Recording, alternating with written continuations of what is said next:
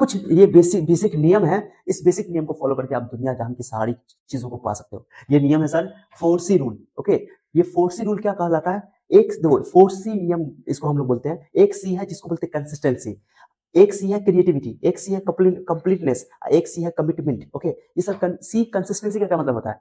जब भी कोई चीज स्टार्ट करो, अगर आप 12th क्लास में गए हो, 12th पढ़ना चाह रहे हो, 10th क्लास में गए हो, 10th पढ़ रहे हो, 11th हो गया 11th पढ़ रहे हो, कोई भी चीज करो डेली करो, थोड़ा ही करो लेकिन डेली करो। मतलब आपके अंदर कंटिन्यू होना चाहिए कोई भी काम करने का तरीका, हम डेली करो। तो डेली आपको बच्चा क्या करता है, जैसे एग्जाम टाइम होता है तो एक के बाद 8-8 घंटा पढ़ना स्टार्ट करता है, 10-10 घंटा पढ़ना स्टार्ट करता है, शुरू से नहीं पढ़ता है, और एक के बाद एग्जाम टाइम में 10-10 घंटा 12-12 घंटा पढ़ लेगा, एक दिन 14 घंटा पढ़ लेगा। मेरा ये मानना है कि गारंटी मैं बोल रहा हूँ, दुनिया का सबसे बड़े से बड़ा एग्जाम, कोई दुनिया का एग्जाम टफ नहीं है, बड़े से बड़ा एग्जाम जिसको बोला जाता है सो कॉल्ड बड़ा एग्जाम जो बोलते हैं, सब एग्जाम को आप एक एवरेज स्टडी के साथ कामयाब हो सकते हो। 6 घंटा 8 घंटा पढ़ करके आप डेली कामयाब हो सकते हो, तो शर्त है कि डेली पढ़ो। देखो मैं एक एग्जाम्पल देता हूँ। ओके, जैसे मैं मान लो कि आप जहां पर हो, मान लो कि वो मिट्टी है या पक्का है, वहां पे एक बाल्टी पानी डाल दो, ठीक है।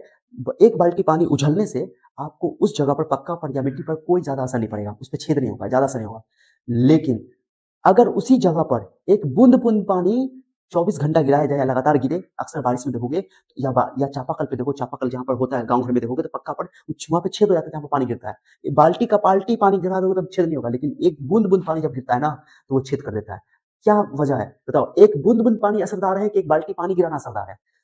एक बाल्टी पानी का असर नहीं हुआ, लेकिन एक बूंद बूंद का असर हुआ। जानते हो क्यों? छोटा ही है कतरा, वो कतरा का प्रभाव ज्यादा है, असर ज्यादा है। क्यों? क्योंकि वो लगातार गिर रहा है, लंबे समय तक गिर रहा है। तो मेरा ये मानना है कि एक दिन के 10 घंटे पढ़ने के बजाय आप 6 घंटा या 4 घंटा डेली पढ़ो। कोई भी ओकेजन हो, कोई भी मौका हो, आप 4 घंटा या 6 घंटा, जो भी आपका डेली का रूटीन है, 6 घंटा मिनिमम, 6 घंटा आपको पढ़ना ही चाहिए सेल्फ स्टडी क्लासेस का टाइम छोड़ करके। तो 6 घंटा डेली पढ़ो, कोई नहीं रोकेगा आपको। ओके, कोई नहीं रोक सकता आपको कामयाब होने से या टॉपर बनने से। ओके, ये सब वो काम है। ओके, चलो, तो ये हो गया कंसिस्टेंसी, लगातार काम करो। क्रिएटिविटी, सोचो कोई चीज को करने का, सोचो दूसरा तरीका। जैसे आपको कोई सवाल दिए सर, फिजिक्स में, केमिस्ट्री में, मैथ में, या कोई चीज में पढ़ रहे हो, कोई भी सब्जेक्ट पढ़ रहे हो, उसमें दिए सवाल, तो आप उसको अपने तरीके से सोचने की कोशिश करो, नए तरीके से सोचो। देखो क्रिएटिविटी ना एक बहुत पावरफुल चीज है। जैसा तुम लोग सुने होंगे कि आमिर खान को मिस्टर परफेक्शनिस्ट कहा जाता है। ओके, बॉलीवुड इंडस्ट्री में। वैसे मैं हीरो को ज्यादा फॉलो नहीं करता हूँ, लेकिन चूंकि उनके बारे में थोड़ा सा बात आता है कि वो बहुत ज्ञानी है, तो उनको बता रहा हूँ कि मिस्टर परफेक्शनिस्ट कहा जाता है। क्यों कहा जाता है जानते हो? वो जो, जैसे आप लोग थ्री इडियट मूवी देखे होंगे, तो थ्री इडियट मूवी में वो जो थ्री इडियट, सॉरी, पीके मूवी देखे होंगे, पीके में जो क्या होता है कि वो चप्पल पे लॉक करके रखता है। ओके, लॉक करके रखता है कि चप्पल चोरी होगी, मंदिर मस्जिद से अक्सर चप्पल चोरी हो जाता है, तो लॉक करके चप्पल को रखता है। ओके, तो ये जो क्रिएटिविटी कैसे आया होगा दिमाग में, ये क्रिएटिविटी कैसे आया होगा? तो जो लोग शांत होते हैं कि चीजों डिफरेंट तरीका, क्योंकि नया चीज दिया वो मूवी ने, और उस मूवी से फिर इतना मूवी चला, दुनिया का सारा लोग देखा उस मूवी को। सोचो कितना वो हिट मूवी रही। तो वो छोटा छोटा जो ट्रिक है ना, वो कहाँ से आता है? कहाँ से आता है? वो ट्रिक आता है दिमाग से, आपके उपजेगा, लेकिन जब सोचोगे तब, शांत दिमाग से सोचोगे तब।